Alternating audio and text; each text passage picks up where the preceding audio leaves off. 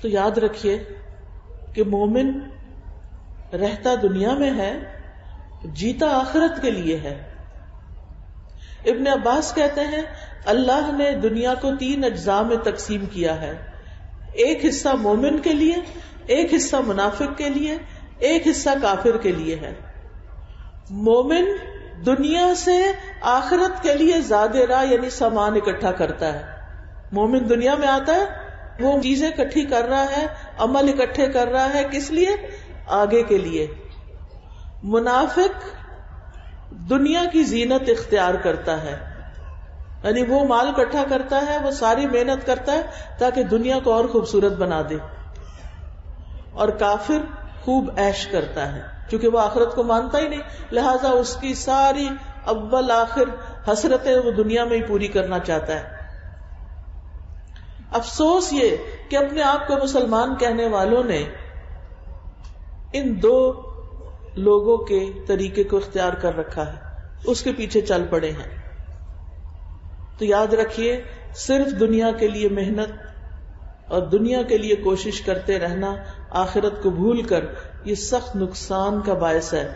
سورۃ الکہف میں اللہ تعالیٰ فرماتے ہیں قُلْ هَلْ نُنَبِّئُكُمْ بِالْأَخْسَرِينَ أَعْمَالًا الَّذِينَ ضَلَّ سَعْيُهُمْ فِي الْحَيَاةِ الدُّنْيَا وَهُمْ يَحْسَبُونَ أَنَّهُمْ يُحْسِنُونَ صُنْعًا أُولَئِكَ الَّذِينَ كَفَرُوا بِآيَاتِ رَبِّهِمْ وَلِقَائِهِ فَحَبِطَتْ أَعْمَالُهُمْ فَلَا نُقِيمُ لَهُمْ يَوْمَ الْقِيَامَةِ وَزْنًا.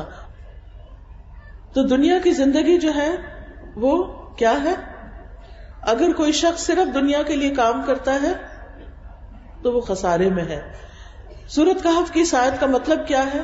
کہہ دیجئے کیا ہم بتائیں تمہیں ان لوگوں کے بارے میں جو اعمال میں سب سے زیادہ خسارے میں ہیں، نقصان میں ہیں؟